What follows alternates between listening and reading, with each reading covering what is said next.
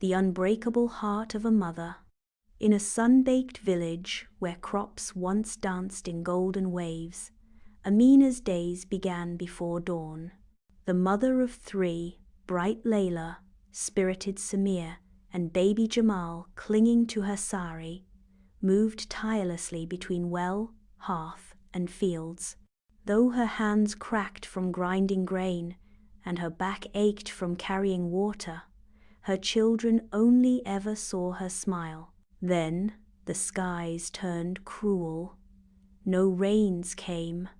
The earth cracked like old pottery. When her husband Farid collapsed from thirst and hunger, the village healer could only sigh. That night, Farid rasped, "Save them. Go." The impossible choice. At first light, Amina packed their last roti, a gourd of muddy water, and Farid's shawl to shade Jamal.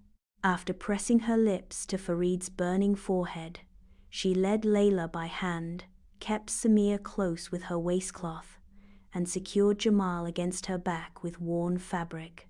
By midday, Samir's legs buckled. Amina carried him despite her screaming muscles.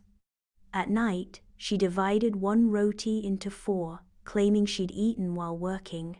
On the third day, Jamal's whimpers pierced her soul.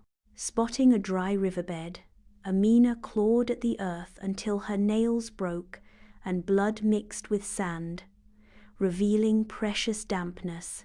She squeezed life-giving mud into each child's mouth, taking nothing for herself. The city's mercy. When city walls finally rose like mirages, Amina's vision swam with exhaustion. The chaotic streets terrified her village children, but she walked tall. Door to door she went. "I'll wash, clean, mend for food." A stern matron gave her laundry. A fruit seller shared bruised mangoes. That night, watching her children sleep with full bellies for the first time in months, Amina's silent tears watered the dirt floor. Wealthy merchant Rahman noticed this woman who worked like 10 men but always fed her children first. "Why endure this?" he asked. She simply nodded to where Layla was teaching Samir to write in the dust. Moved, Rahman offered fair work in his fabric shop. Homecoming. When travelers brought news of rains returning home, Amina used her carefully saved coins to buy seeds, tools, and precious medicines. The return journey felt lighter, with laughter replacing whimpers. At the village edge, Farid stood waiting, gaunt but alive. As neighbors gathered, Amina distributed seeds to all, saying, "Together we'll make our fields dance again." The harvest. Years later, travelers asked about the village's prosperity. Elders would point to teacher Layla's school, healer Samir's clinic, and storyteller Jamal sharing tales under the banyan tree. But all knew the truth. Their rebirth grew from one mother's unbreakable love.